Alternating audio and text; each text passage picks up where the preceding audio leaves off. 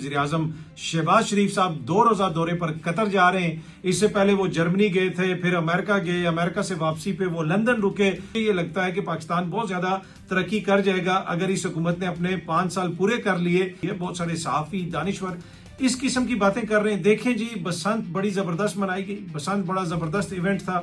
उसके बाद अब ये जो जहाज की खबर आई है, इससे बड़ा नुकसान हुआ है। मैं आपको पहले ही कहा था कि पाकिस्तान का अलमिया ये है कि यहाँ पे अशराफिया की सियासत होती है, यहाँ पे अशराफिया की सहाफत होती है। ऑलमोस्ट 2 अरब रुपए की अद्वियात ली गई हैं, वो रकम अभी तक अदा नहीं की गई। सारी अस्पताल है, वहां पे अवाम को फ्री मेडिसिन देना ऑलमोस्ट इम्पॉसिबल हो गया। अस्सलाम वालेकुम, उम्मीद है कि आप सब लोग खैरियत से होंगे। व्लॉग के शुरू में अच्छी खबर ये सामने आप देख सकते हैं, डॉन न्यूज रिपोर्ट कर रहा है। वज़ीर-ए-आज़म शहबाज शरीफ साहब 2 रोजा दौरे पर कतर जा रहे हैं। इससे पहले वो जर्मनी गए थे, फिर अमेरिका गए, अमेरिका से वापसी पे वो लंदन रुके। मोहन सलाई साहब ने मजाकन एक ट्वीट भी किया हुआ था कि पता नहीं कब वो पाकिस्तान दौरे पर जाएंगे, लेकिन लगता है कि जो ही वो पाकिस्तान पहुंचे हैं तो अब उन्होंने दोहा जाने का फैसला कर लिया।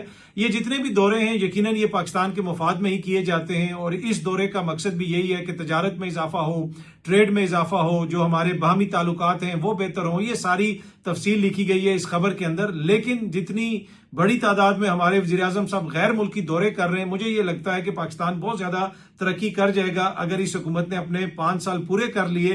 तो जो मंशूर इन्होंने पहले ही कंप्लीट कर लिया। कल ही इनकी एक जो सूबाई क़यादत से ताल्लुक रखने वाली शख्सियत ये कह रही थी कि सहाफी अब ढूंढ रहे हैं हमारे मंशूर के अंदर कि हमने क्या चीज छोड़ी है, सब कुछ हमने कंप्लीट कर लिया है। तो मेरे ख्याल में अगर मंशूर के अंदर पूरी दुनिया में घूमना फिरना था तो उस हवाले से तो आप कह सकते हैं कि इनकी कारकर्दगी बड़ी अच्छी है। अच्छा, अब एक और चीज है, उस पर काफी ज्यादा बहस हो रही है, काफी ज्यादा बात हो रही है। बहुत सारे सहाफी दानिश्वर इस किस्म की बातें कर रहे हैं। देखें जी, बसंत बड़ी जबरदस्त मनाई गई, बसंत बड़ा जबरदस्त इवेंट था।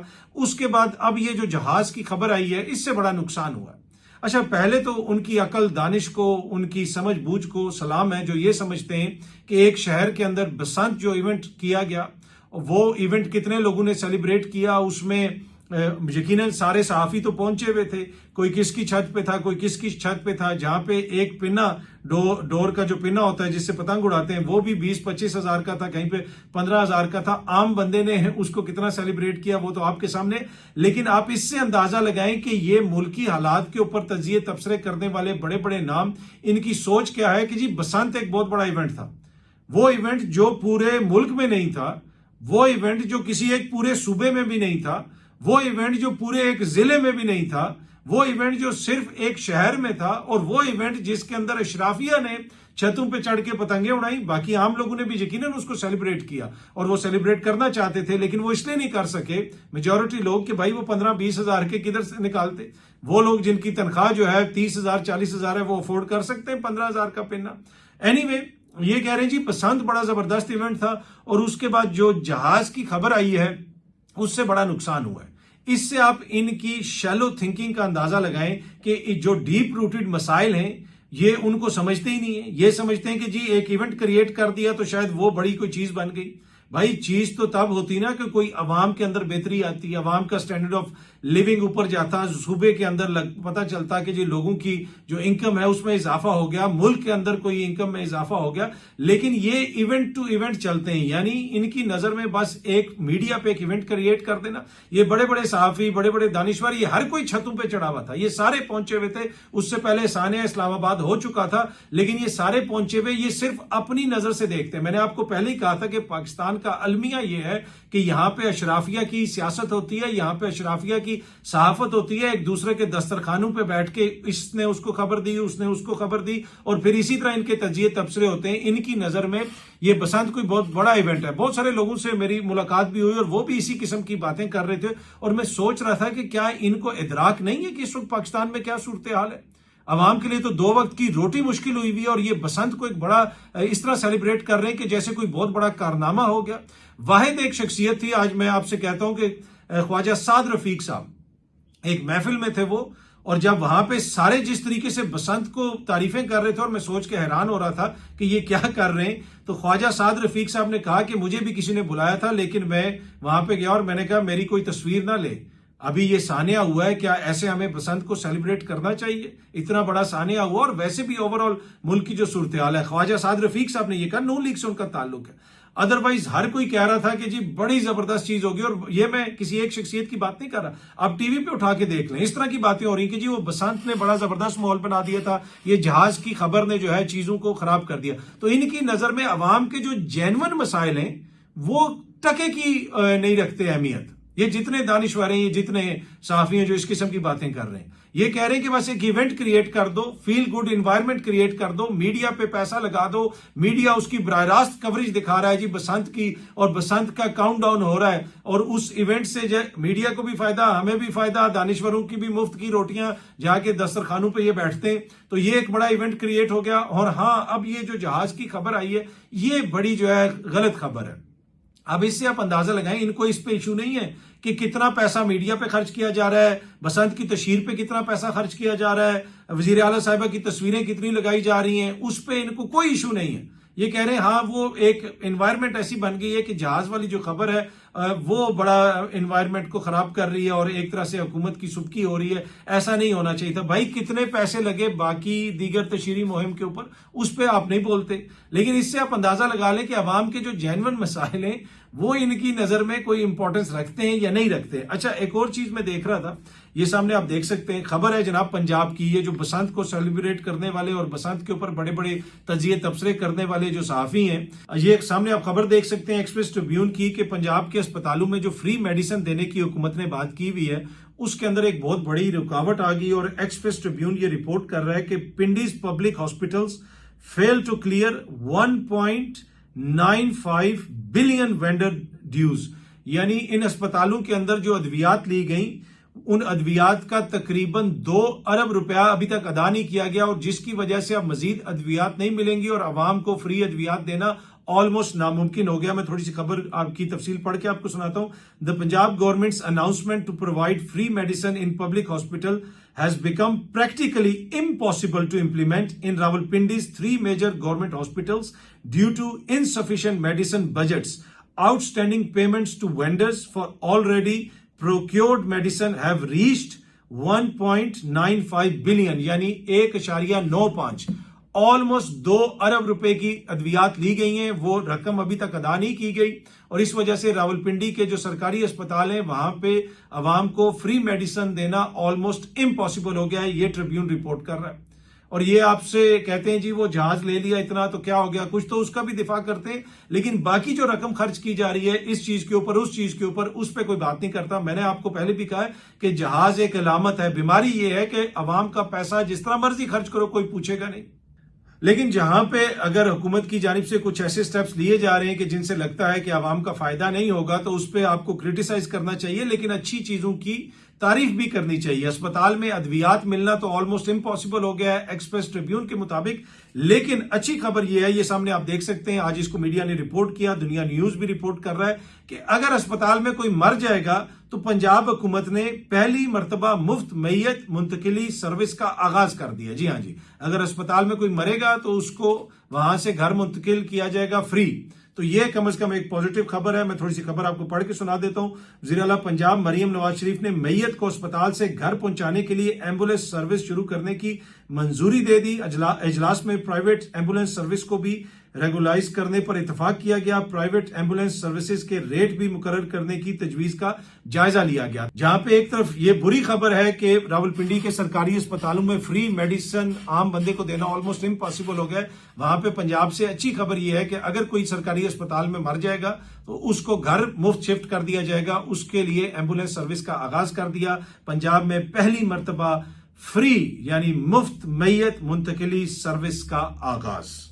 अच्छा जी, इमरान खान साहब को अस्पताल शिफ्ट किया जाएगा या नहीं किया जाएगा? आज भी सुप्रीम कोर्ट के बाहर पाकिस्तान तहरीक इंसाफ के पार्लियामेंटेरियंस दीगर लोग वहां पे बैठे रहे, एहतजाज भी करते रहे। अलीमा खान साहिबा ने भी एक ट्वीट किया कि भाई और कोई हमारी डिमांड नहीं है, डिमांड यही है कि उनको शिफा इंटरनेशनल अस्पताल शिफ्ट किया जाए, उनके डॉक्टर्स की निगरानी में उनका इलाज करवाया जाए। और एक क्वेश्चन वो बार बार ये कर रही है कि भाई अगर छुपाने के लिए कुछ नहीं है, अगर आप कुछ नहीं छुपाना चाहते तो फिर क्यों नहीं एक्सेस दे रहे हमारे डॉक्टर को उनकी मेडिकल रिपोर्ट्स तक, उनके ब्लड टेस्ट की रिपोर्ट्स तक, और उनकी निगरानी में क्यों नहीं इलाज करवाया जा रहा? अब आपने देखा होगा कि हुकूमत की जानिब से यह तनकीद की गई कि पाकिस्तान तहरीक इंसाफ की क़यादत तो बहुत सारी चीजों पर राजी हो गई थी, लेकिन अलीमा खान साहिबा जो है नहीं मान रही। अब वो कौन सी ऐसी डिमांड कर रही हैं देखिए ना, कौन सी ऐसी डिमांड है उनकी जो पूरी नहीं हो सकती। खुदा न खास्ता वो ये कह रही हैं कि जी इनको अमेरिका ले जाएं, वो ये कह रहे हैं कि जी जो उनके जाती डॉक्टर हैं, जिस तरह मियां साहब के जाती डॉक्टर को रसाई दी जाती थी, खान साहब के भी जाती डॉक्टर्स को रसाई दी जाए, इससे और ज्यादा क्या है। लेकिन इसके अंदर भी ब्लेम किया जा रहा है कि क्योंकि खान साहब की बहनें ये कह रही हैं तो इस वजह से हुकूमत ये नहीं कर रही। ये तो वैसे ही है जैसे आप विक्टिम को ब्लेम करना शुरू कर दें। अगर आपने बहनों को ब्लेम करना है क्योंकि वो ये मुतालबा कर रही हैं और इस वजह से खान साहब को अस्पताल शिफ्ट नहीं किया जा रहा, तो फिर आप ये कह दें कि भाई असल जो कसूरवार है वो तो इमरान खान है, उसकी आंख खराब क्यों हुई है, उसने ये जुर्रत कैसे कर ली कि उसकी आंख खराब हो गई, उसको तो अपनी आंख खराब करनी ही नहीं चाहिए थी। तो फिर असल जिम्मेदार वो है। भाई आप उनको मेडिकल नीड के मुताबिक एक्सेस दें जिस भी अस्पताल का देना है। ये कहना कि अगर बहन इस पे मान जाती तो हम वो कर जाते, बहन उस पे मान जाती तो हम वहां पे उनको शिफ्ट कर देते। तो आपको ये कोई फिक्र नहीं है कि उनकी मेडिकल नीड क्या है। आपके सारे जो इकदाम हैं वो इस चीज के ऊपर मबनी होंगे कि बहनें क्या कह रही हैं। ये तो कोई बयानिया कोई सेंस नहीं मेक करता। एनीवे अलीमा खान साहबा ने दोबारा वो क्वेश्चन उठाया। पाकिस्तान तहरीक इंसाफ वाले भी प्रोटेस्ट कर रहे हैं कि खान साहब को अस्पताल शिफ्ट किया जाए, क्योंकि अब ये कहा जा रहा है कि इसी हफ्ते बुध के रोज 25 फरवरी को खान साहब को दूसरा आंख के अंदर इंजेक्शन लगना है और वो इंजेक्शन लगाने के लिए उनको अस्पताल मुंतकिल करना पड़ेगा। अब देखते हैं कि इसके ऊपर हुकूमत क्या फैसला करती है। दूसरी जानिब पाकिस्तान तहरीक इंसाफ के लीडरान जो इस वक्त कोट लखपत जेल में कैद हैं, उन्होंने एक खत लिखा है। आपको पता है वहां पे शाह महमूद कुरैशी साहब हैं, डॉक्टर यास्मीन राशिद साहिबा हैं, जाज चौधरी साहब हैं, मियां महमूद रशीद साहब हैं, उमर चीमा साहब हैं। उन्होंने खत लिख के कहा है, और ये सामने आप देख सकते हैं, डॉन न्यूज भी इसको रिपोर्ट कर रहा है कि gelled PTI leaders called for multi party conference. उन्होंने कहा है कि तमाम पार्टीज की या फिर जो बहुत सारी पाकिस्तान के अंदर सियासी जमातें हैं उनको बुलाया जाए, उनकी कॉन्फ्रेंस बुलाई जाए। ये जो बोर्ड ऑफ पीस वाला मामला है इसके ऊपर डिस्कस किया जाए, डिस्कशन में इसको लाया जाए कि कैसे पाकिस्तान इसको आगे लेके चलेगा। यकीनन पाकिस्तान चाहता है कि फलस्तीन के अंदर अमन आए, लेकिन वो जो बोर्ड ऑफ पीस है उसमें अमेरिका का क्या किरदार है, इसराइल का क्या किरदार है, आगे चल के गजा में क्या होगा, बहुत सारी ऐसी चीजें जिनके ऊपर डिस्कशन होनी चाहिए। और इसी के ऊपर तवज्जो दिलवाई है पाकिस्तान तहरीक इंसाफ के जेल्ड जो लीडर्स हैं उन्होंने इसके ऊपर एक ऑल पार्टीज कॉन्फ्रेंस। अगर ऑल पार्टीज कॉन्फ्रेंस नहीं हो सकती तो जितनी पार्टीज भी इसमें शिरकत कर सकती हैं वो कॉन्फ्रेंस बुलाई जाए और उसके ऊपर डिस्कशन की जाए। अच्छा जी, कल किसी ने एक वीडियो सोशल मीडिया पे शेयर की हुई थी, डेरा गाजी खान से किसी सहाफी ने कोई वीडियो अपलोड की हुई थी कि वहां पे कुछ लोग चीजें वगैरह बेच रहे थे। इंतजामिया ने वहां पे कार्रवाई की, उनको गिरफ्तार किया गया और उनके हाथों पे रस्सियां बांध के उनको ले जाया जा रहा था और उसके ऊपर तनकीद हो रही थी। और उसी ट्वीट के ऊपर नदीम अफजल चंद साहब ने लिखा हुआ था, इसका कसूर क्या था, इस सिविल सर्विस को खत्म करके कोई नया निजाम लाना होगा। उन्होंने ये कहा कि जिस तरीके से, इसलिए कि उस वीडियो के अंदर मुबैना तौर पे ये बताया जा रहा है उस साफी की जानिब से कि वहां पे जो असिस्टेंट कमिश्नर साहब हैं उन्होंने ये कार्रवाई की और नदीम अफजल चंद साहब ये कह रहे हैं कि ये जो पाकिस्तान की सिविल सर्विस है ये इस नहज पे पहुंच गई है कि इस निजाम को खत्म करना पड़ेगा और एक नया निजाम बनाना पड़ेगा। ये अवाम दोस्त निजाम नहीं है, लगता नहीं है कि ये पब्लिक सर्वेंट्स हैं। फिर फवाद चौधरी साहब भी इस बहस में आए और फवाद चौधरी साहब ने भी ट्वीट किया हुआ था जिसमें उन्होंने बुनियादी तौर पर यह कहा कि सिविल सर्विस का इशू नहीं है, लेकिन इसमें जैसे नून लीग और पीपल्स पार्टी वालों ने सियासत को इन्वॉल्व किया, सियासी यहाँ पे पोस्टिंग्स हुई, ट्रांसफर्स हुई, सियासी ओहदे दिए गए, जिसकी वजह से ये सिविल सर्विस खराब हुई है। वैसे तो बरतानिया ने जब ये सिविल सर्विस इंट्रोड्यूस करवाई थी तो इंडिया जब इकट्ठा था, यानी बड़े सगीर की पार्टीशन से कबल यहाँ पे जो सिविल सर्विस थी गोरों की, वो बड़ा अच्छा काम करती थी। यकीनन वो अच्छा काम करती होगी। सिविल सर्विस का काफी हद तक स्ट्रक्चर अभी आपको बरतानिया में भी नजर आता है, लेकिन जो माइंड सेट है यहाँ पे ब्यूरोक्रेसी का वो आपको वहां पे नजर नहीं आता। यहाँ पे ब्यूरोक्रेसी का ये माइंड सेट अंग्रेज के जमाने में तो डाला गया था कि आपने लोगों को कंट्रोल करना है, आप इनसे ऊपर हैं, और वही माइंड सेट अभी भी आपको नजर आता है कि वो जो सिविल सर्वेंट्स हैं वो बिहेव ऐसे करते हैं। मैं सबकी बात नहीं कर रहा, बड़े अच्छे सिविल सर्वेंट्स भी हैं, लेकिन ओवरऑल लगता ऐसे है कि वो नहीं समझते कि वो अवाम के सर्वेंट्स हैं। लगता ऐसे है कि वो ये समझते हैं कि भाई हम इस अवाम के ऊपर हैं और हम जिस तरीके से काम करेंगे वो बेहतर है और हमारे जो फैसले हैं वो इस अवाम को मानने पड़ेंगे। ऐसा नहीं होता। नॉर्मली होता ये है कि ये जो आपकी ब्यूरोक्रेसी होती है उसको मुकामी हुकूमत के अंडर कर दिया जाता है। अगर आप बरतानिया की मिसाल लें, कुछ और यूरोपीय ममालिक की मिसाल लें, वहां पे एक लोकल काउंसलर जो होता है वो भी बड़ा ताकतवर होता है, वो पॉलिसी साजी करते हैं। वहां पे जितनी भी लोकल एडमिनिस्ट्रेशन होती है, कुछ एरियाज के अंदर तो लोकल जो पुलिस चीफ होता है वो भी उनके अंडर होता है, मुकामी हुकूमत के अंडर। अब आप देख लें कि ये एसी साहब हैं, अब ये वाकया इसी तरह पेश आया जिस तरह रिपोर्ट हो रहा है, ये नहीं हो रहा, मुझे उसकी एग्जैक्ट तफसीलात नहीं पता, लेकिन सिंस इस पे नदीम अफजल चंद साहब जो इस वक्त हुकूमती इत्तेहाद के एक इम्पॉर्टेंट लीडर हैं और फवाद चौधरी साहब वो भी इस पे कमेंट्स कर रहे हैं, तो इसलिए मैं कमेंट करके बता रहा हूं कि आप सोच सकते हैं कि अगर एक काउंसलर इस तरह की कोई कार्रवाई करे किसी इलाके के अंदर और वो जो सारी जो है ये एडमिनिस्ट्रेशन उसके अंडर हो, क्या वो लोगों के हाथों के ऊपर रस्सियां बंधवाएगा? क्या वो लोगों के साथ इतना तहजीक आमेज सलूक करेगा? मेरा नहीं ख्याल। इसी वजह से जो मुकामी हुकूमतें होती हैं उनको कहा जाता है कि ये बुनियादी जमहूरियत की जड़ है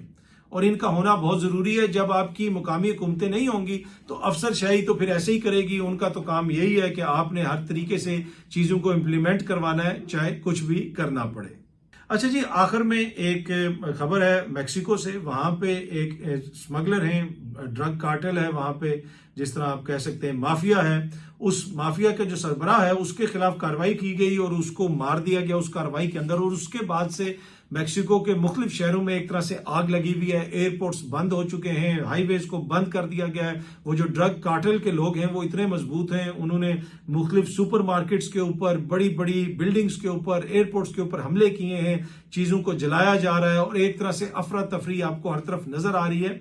और ये जो ड्रग कार्टेल है ये वहां से ड्रग्स को अमेरिका भी स्मगल करते हैं, दीगर बहुत सारी चीजों को कंट्रोल करते हैं। लेकिन ये इतना मजबूत कार्टेल है कि एक दफा तो उसने पूरे वहां पे सिस्टम को हिला के रख दिया। और ये उस जो अगर आप वैसे भी देखें साउथ अमेरिका के दीगर ममालिक जो हैं, कोलंबिया हो गया, दीगर जो ममालिक हैं, उनके अंदर भी जो ड्रग कार्टेल्स हैं वो बड़े मजबूत हैं। और जब भी उनके खिलाफ कार्रवाई होती है उसका एक रद्द अमल आता है। जब पाब्लो एस्कोबार को मारा गया उसके बाद क्या रद्द अमल आया, तो उसी तरह का आपको लगता है। बहुत सारे लोग समझते थे कि ये चीजें अब बिल्कुल तारीख का हिस्सा बन गई हैं, 80s 90s में जो होता था वो दोबारा नहीं होगा। लेकिन मैक्सिको के अंदर हम देख रहे हैं कि बहुत बड़े पैमाने के ऊपर ड्रग कार्टेल के खिलाफ जब कार्रवाई की गई, उनके लीडर को मारा गया, तो उसके जवाब में आगे से वहां पे ये जो सारे जो ड्रग कार्टेल है, वहां का जो माफिया है वो कार्रवाइयां कर रहा है। और लगता ऐसे है कि हुकूमत के ऊपर भी काफी दबाव है और बहुत सारे इसमें टूरिस्ट भी वहां पे फंस गए हैं। उसमें अमेरिकन टूरिस्ट भी हैं, उसमें दीगर जो यूरोपीय ममालिक हैं उनके टूरिस्ट भी हैं। वहां से वीडियोस वगैरह भी इस तरह की आ रही हैं। लेकिन इससे आप अंदाजा लगा सकते हैं कि वहां पे ड्रग कार्टेल कितने मजबूत हैं। जहां पे ड्रग माफिया का नेक्सस हो सियासत के साथ, जहां पे ड्रग माफिया बहुत ज्यादा मजबूत हो, वहां पे ये सूरत हाल होती है आप जिस तरह मैक्सिको के अंदर देख रहे हैं। और वहां पे भी बहुत सारे जो सियासतदान हैं उनके ऊपर इस तरह के इल्जाम लगते हैं कि वो ड्रग माफिया से जुड़े हुए हैं, पुलिस जो है उनसे पैसे लेती है। लेकिन जब इतनी ज्यादा पेनिट्रेशन हो किसी इलाके के अंदर ड्रग माफिया की, तो फिर आप देखते हैं कि कैसे वो रिएक्ट करता है और किस तरीके से मैक्सिको के अंदर हमें ये रिएक्शन नजर आ रहा है। बहुत जल्दी आप सब दोस्तों से दोबारा मुलाकात होगी। Thank you very much.